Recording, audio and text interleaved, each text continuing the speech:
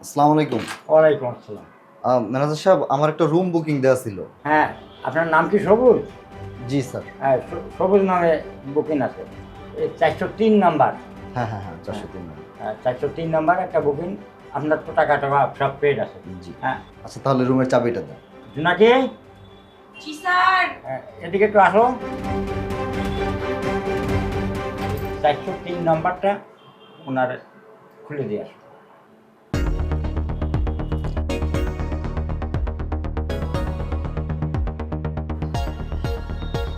ঠিক আছে sir. Sir চলুন। যান, ওনার সঙ্গে যান, আপনার রুম খুলে।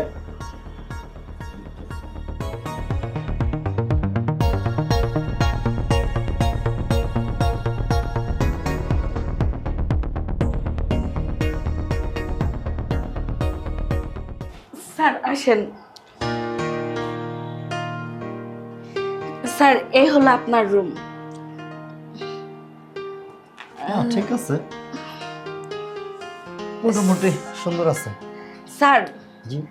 আপনার যদি কিছু লাগে তাহলে ম্যানেজার স্যারকে কল করবেন। আপনার সেবায় আমরা নিয়োজিত থাকব।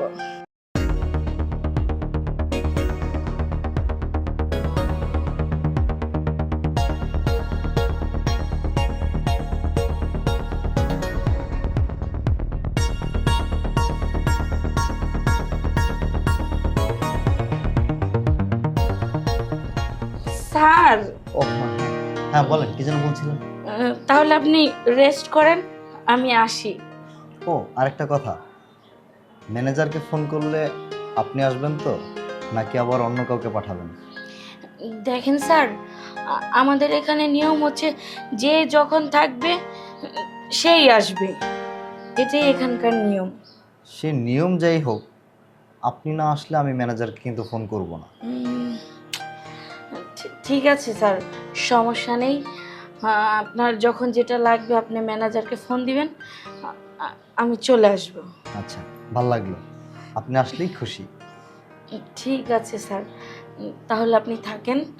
হ্যাঁ ম্যাডাম। স্যার আরেকটা কথা বলতে ভুলে গিয়েছিলাম। আসলে আমাদের হোটেলে আপনি যেই ধরনের সেবা চান সেই ধরনের সেবাই পাবেন। মানে আমরা সব ধরনের সেবা দিয়ে থাকি। তাই? তাতে আপনার কোনো অসুবিধা হবে না।